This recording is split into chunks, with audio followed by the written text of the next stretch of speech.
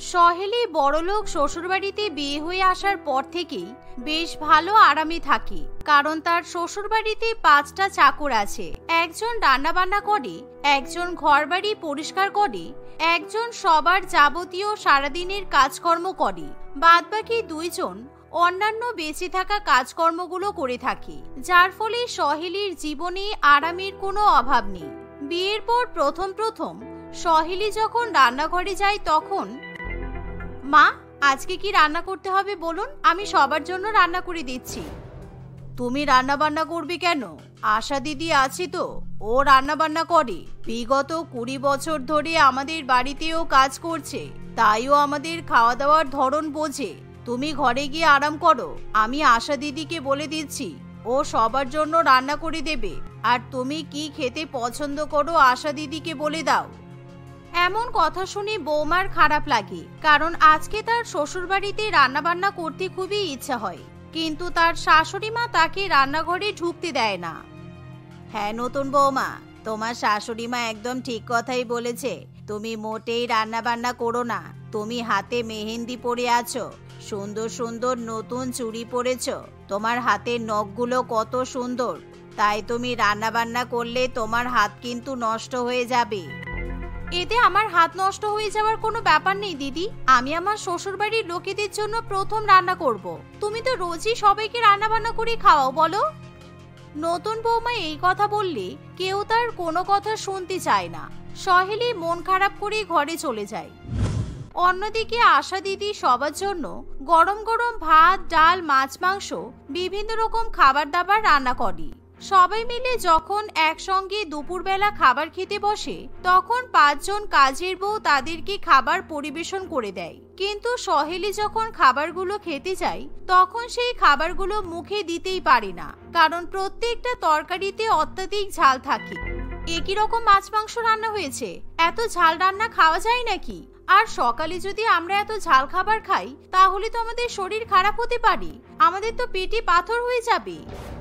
আমি সবার জন্য রোজ এরকমই রান্না করি গো, কেউ আমাকে কোনো কথা বলে না, আর তুমি আমাকে এতগুলো কথা শোনালে নতুন বৌমা। মালকিন, আমি যদি জানতাম তোমার নতুন বৌমা এরকম করে কথা শোনাবে, তাহলে আমি কিন্তু কাজ ছেড়ে চলে যেতাম। কাজের দিদির মুখে এরকম কথা শুনি সহেলি একেবারে অবাক হয়ে যায়, কারণ তার মনে হয় আশা দিদি যেন সেই বাড়ির মালকিন। এমনকি সহেলির শ্বশুরবাড়ির লোকেরাও আশা দিদির হয়েই কথা বলে। বৌমা, আমরা ঝাল খাবার খেয়ে খেয়ে অভ্যস্ত, তাই তোমাকেও এখন আমাদের মতো খাবার খাওয়া অভ্যাস করতে হবে। শাশুড়ি মা এই কথা বললে নতুন বৌমা আর কিছু বলতে পারে না, কিন্তু নতুন বৌমাকে বাড়ির কাজকর্ম কেউ করতেও দেয় না। একদিন সহেলি ঠিক করে সে তার শ্বশুরবাড়ির লোকেদের জন্য জামা কাপড় ধুয়ে পরিষ্কার করবে। বাড়িতে একটা বিয়ে হওয়ার পর অনেক জামা কাপড় জমে থাকে, তাই নতুন বৌমা যখন সেই জামা কাপড়গুলো নিয়ে বাথরুমে যায়, তখনই সেখানে রত্না দিদি চলে আসে।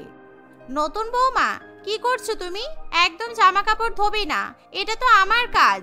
তোমার শ্বশুরবাড়ির লোকেরা শুনেছি আজকে বিকেল বেলা সিনেমা দেখতে যাবে, তাই তুমি ঘরে গিয়ে বিশ্রাম নাও, তারপর সন্ধ্যাবেলা সিনেমা দেখতে যেও। আমি সব জামা কাপড় ধুয়ে দিচ্ছি। আচ্ছা ঠিক আছে, তুমি যখন বলছো ধুয়ে দেবে, তাহলে ভালো করে শুনে নাও। এই রেশমের জামা কাপড়গুলো সাধারণ ডিটারজেন্ট দিয়ে ধোবে না, লিকুইড ডিটারজেন্ট ব্যবহার করবে, না হলে কিন্তু এগুলো খারাপ হয়ে যেতে পারে। প্রত্যেকটা শাড়ি কিন্তু অনেক দামি। আচ্ছা ঠিক আছে, তুমি একদম চিন্তা করো না নতুন বৌমা। এই শুনে সহেলি জামা কাপড়গুলো রত্নার হাতে দিয়ে চলে যায়। এমন সময় রত্না দেবী জামা কাপড়গুলো ধুয়ে ছাদে ভালো করে মেলে দিয়ে আসে। কিন্তু কয়েক ঘন্টা পর রত্না দিদি যখন সেই জামা কাপড়গুলো তুলে নিয়ে আসে, তখন সহেলির নিজের শাড়িগুলোর অবস্থা দেখে তার চোখে জল চলে আসে, কারণ প্রত্যেকটা শাড়ির রং সাদা হয়ে যায়, শাড়িগুলোর রং আগের মতো জীবিত থাকে না। রত্না দিদি, তুমি কি করেছো? তোমাকে কতবার করে বললাম এই রেশমের শাড়িগুলো লিকুইড ডিটারজেন্ট দিয়ে ধুতে? তুমি নিশ্চয়ই সাধারণ ডিটারজেন্ট পাউডার ব্যবহার করেছো, তাই না? দেখো তো শাড়িগুলো কেমন সাদা হয়ে গেছে। আমি এখন এগুলো কিভাবে পরবো? কত দামি দামি শাড়ি তুমি নষ্ট করে দিলে। আমাকে তোমার শাশুড়ি মা প্রত্যেকদিন যেই পাউডার দিয়ে জামা কাপড় পরিষ্কার করতে বলে আমি সেটা দিয়েই পরিষ্কার করেছি, আর তুমি আমাকে এতগুলো কথা বলছো। এতদিন কাজ করে তারপর নতুন বৌমার কাছ থেকে আমাদের এটাই পাওনা ছিল। তোমার শাশুড়ি মা জানতে পারলে কিন্তু খুব রাগ করবে। হ্যাঁ, রাগ করবে তো করবে।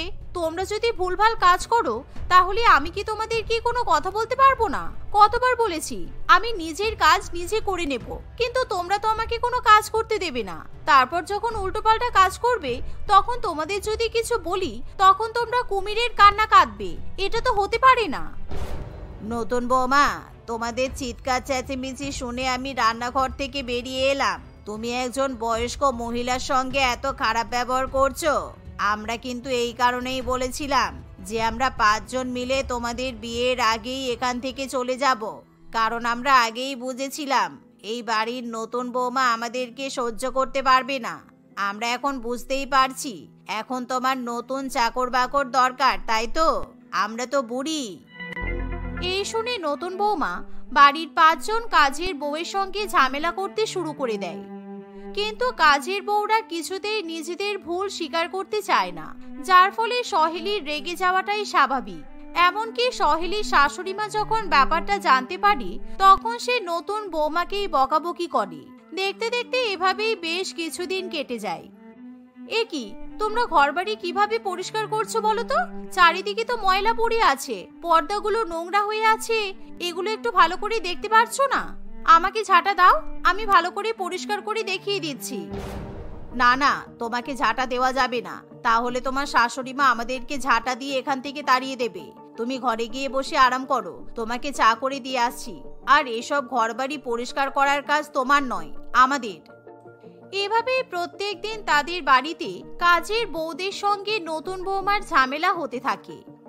একদিন নতুন বৌমা তার শাশুড়ি মায়ের সঙ্গে কথা বলতে যাবে, এমন সময় সে দেখে বাড়ির 5 জন চাকরানী তার শাশুড়ি মায়ের পায়ে তেল মাখিয়ে দিচ্ছে আর হাত পা মাসাজ করে দিচ্ছে।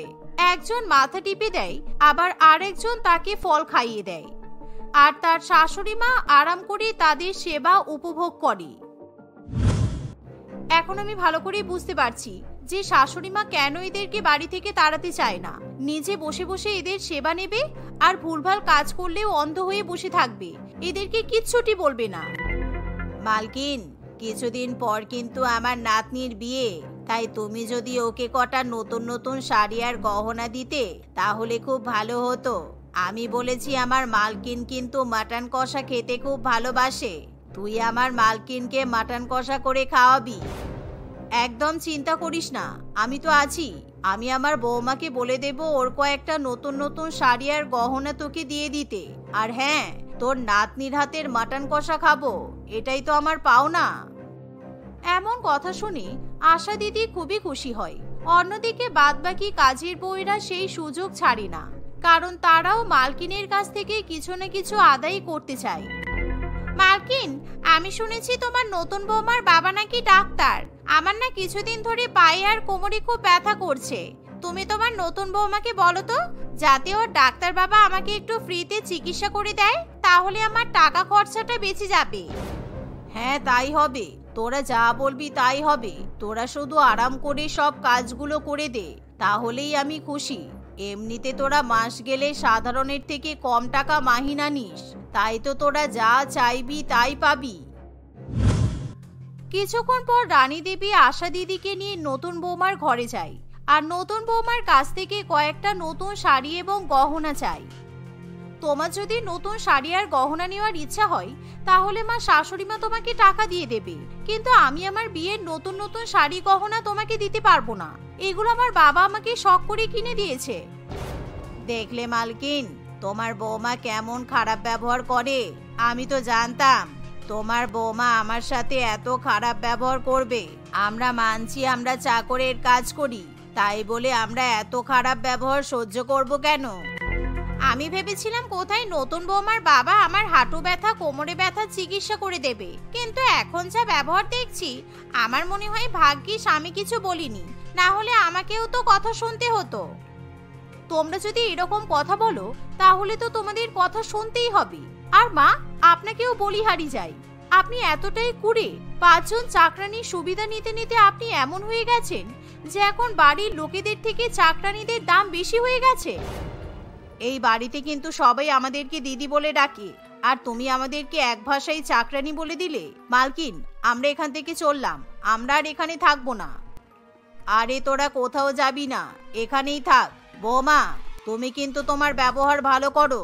ওরা যখন রাত দিন আমাদের বাড়িতে রান্না বান্না করে, ঘর বাড়ি পরিষ্কার করে, জামা কাপড় ধুয়ে দেয়, আমি যা বলি তখনই তাই করে দেয়, তাহলে ওরা কিছু চাইলে তুমি দিতে পারবে না কেন?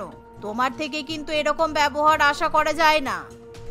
আমি তো কাউকে বলিনি আমার হয়ে এত কাজ করে দিতে, কারণ আমার বাবা মা আমাকে বাড়ির সব কাজ করতে শিখিয়েছে।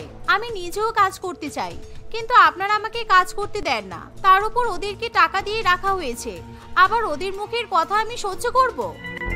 সহেলি এই কথা বললে বাড়ির কাজের মহিলারা তখনই নিজেদের ব্যাগ গোছাতে শুরু করে দেয়।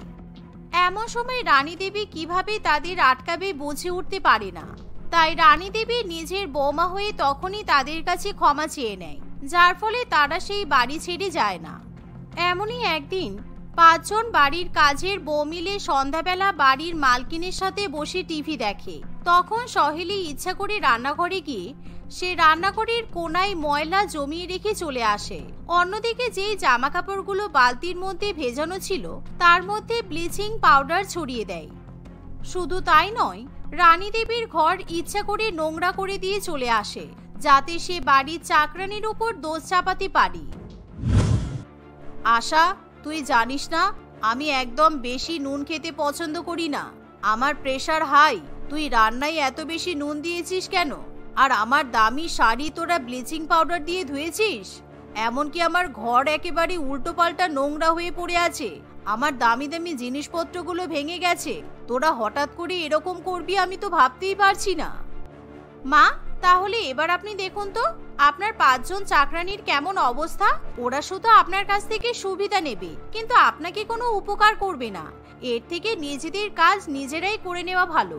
ওরা শুধু আপনাদের সাথে বসে বসে খাওয়া দাওয়া করবে, আপনার সাথে টিভি দেখবে, আপনার হাত পা টিপে দেবে, কিন্তু বাড়ির অন্য কোনো কাজ করবে না। এভাবেই দেখতে দেখতে আরো 2-1 দিন কেটে যায়, কিন্তু সহেলি ইচ্ছা করে ঘর বাড়ি আরো বেশি করে নোংরা করতে থাকে। জামা কাপড় অপরিষ্কার থাকা, এই সমস্ত কিছুর দোষ গিয়ে পড়ে বাড়ির কাজের মহিলাদের উপর। তাই রানী দেবী আর কিছুতেই তাদেরকে বাড়িতে রাখতে চায় না। তাদের 5 জনকে সে কাজ থেকে বার করে দেয়।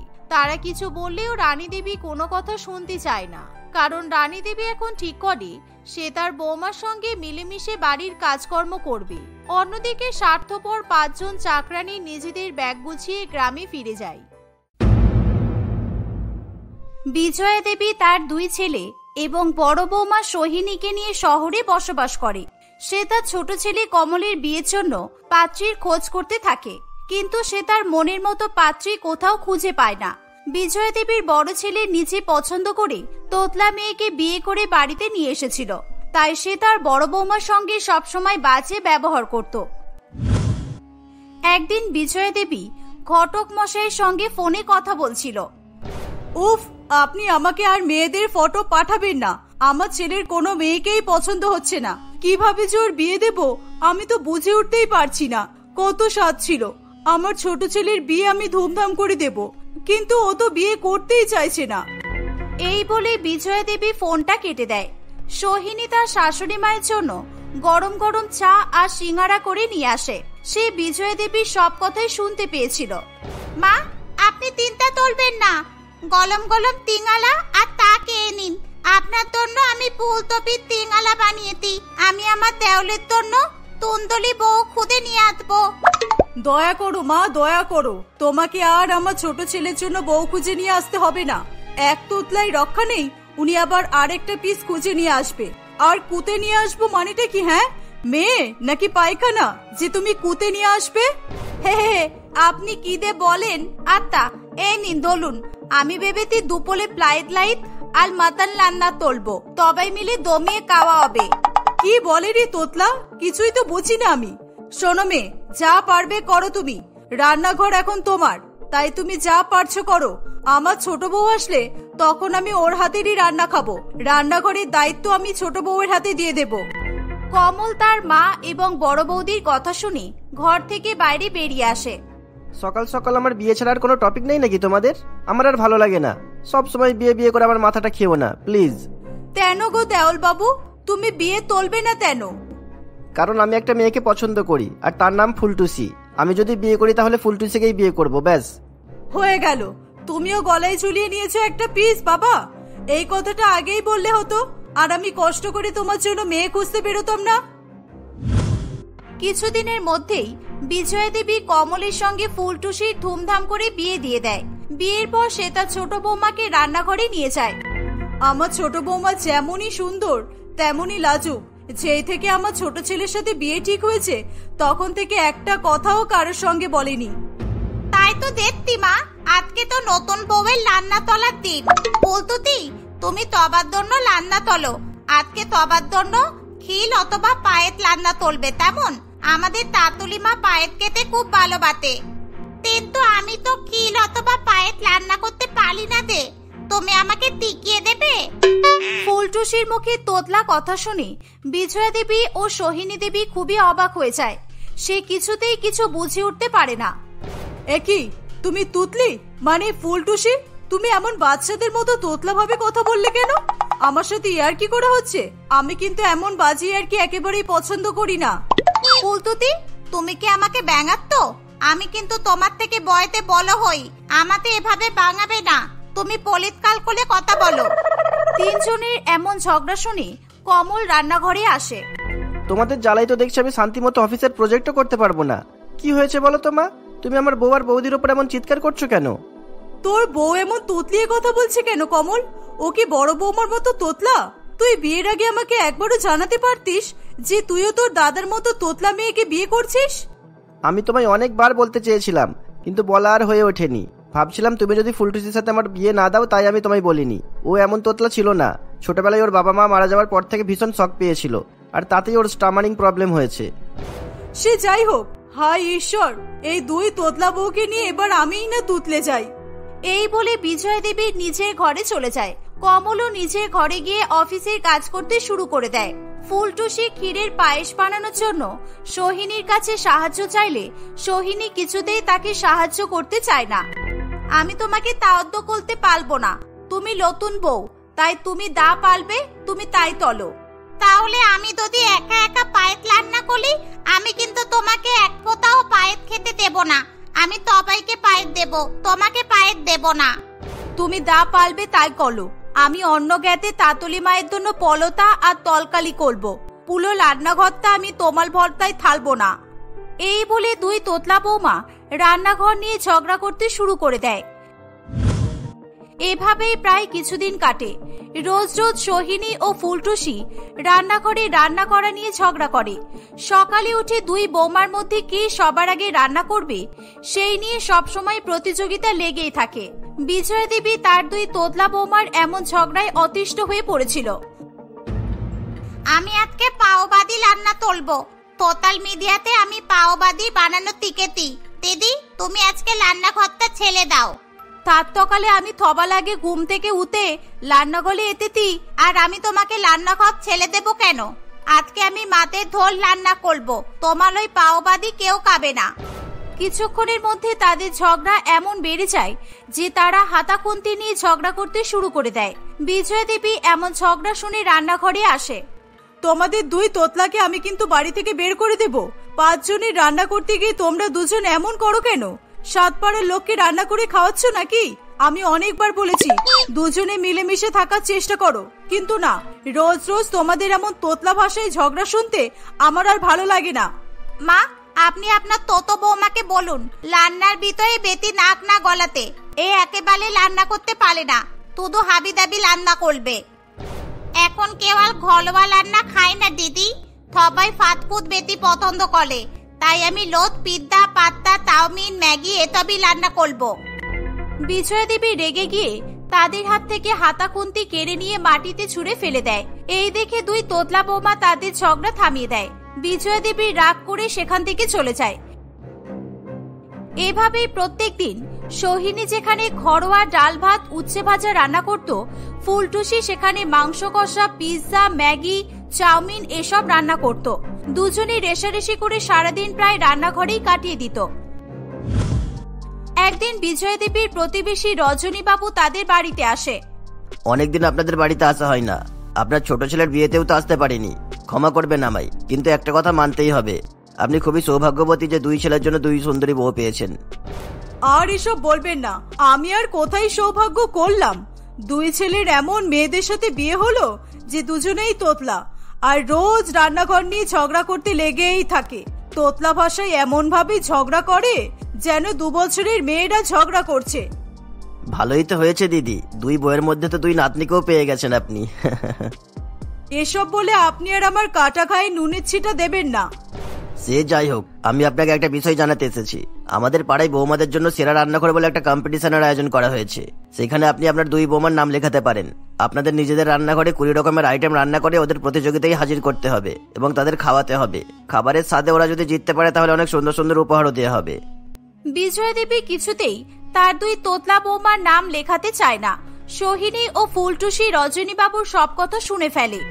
মা, আমরা দুজন রান্নার কম্পিটিশনে নাম দেব, প্লিজ মা। দিদি যদি নাম লেখায় তাহলে আমিও নাম লেখাবো, কারণ আমি দিদির থেকে অনেক ভালো রান্না করতে পারি। দুই তোতলা বৌমা ভীষণ জেদ করলে বিজয়া দেবী তাদের নাম রান্নার কম্পিটিশনে লিখিয়ে দেয়। কিছুক্ষণ পর রজনী বাবু সেখান থেকে চলে যায়।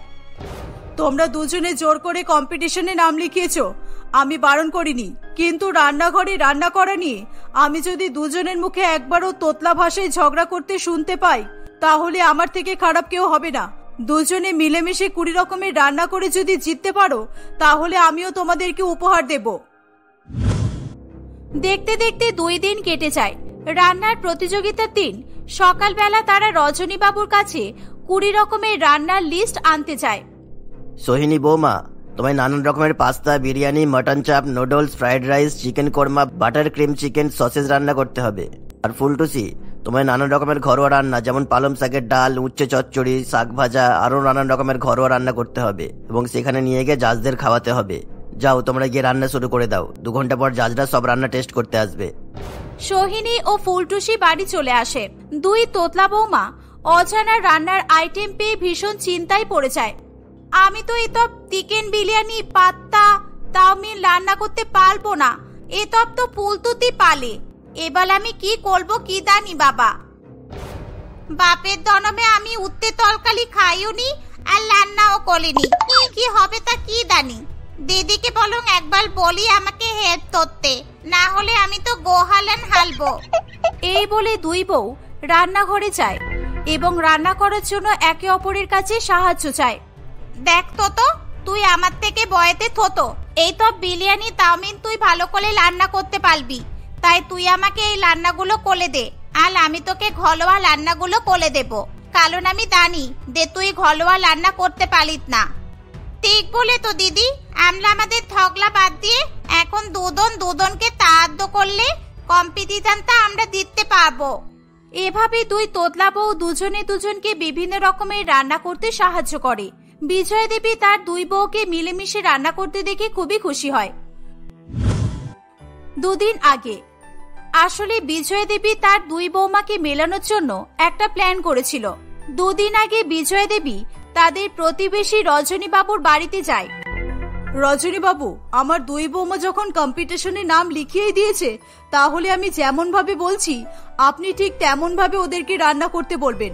আমার বড় বৌমা একেবারে রিচ খাবার রান্না করতে পারে না, ওকে আপনি রিচ খাবারের লিস্ট দেবেন, আর ছোট বৌমাকে ঘরোয়া খাবার রান্না করতে বলবেন। এতে দুজনে দুজনকে সাহায্য করলে আমার বাড়ির রান্নাঘরে ঝামেলাটা একটু শান্ত হবে। কম্পিটিশন জিতুক আর না জিতুক, দুজনে মিলে থাকলেই আমার শান্তি। আচ্ছা দিদি ভাই, আপনি যেমন বললেন আমি তেমনটাই করব, আপনি চিন্তা করবেন না। এভাবে সোহিনী ও ফুলটুসি দুজনে মিলে 20 রকমের রান্না করে ফেলে। দুজনে মিলে সেই রান্নাগুলো নিয়ে বিচারক মণ্ডলীকে খাওয়ায়। বিচারক মণ্ডলী সোহিনী ও ফুলটুসির হাতে রান্না খেয়ে ভীষণ পছন্দ করে। তারা সেরা রান্নাঘরের পুরস্কার দুই তোতলা বউকে দিয়ে দেয়। দুজনে তাদের শাশুড়ি মাকে এই খবর জানালে বিজয়া দেবী খুবই খুশি হয়। তোমরা দুজনে ঝগড়া না করে যে এত রান্না করেছো তাতে আমি ধন্য হয়ে গেছি।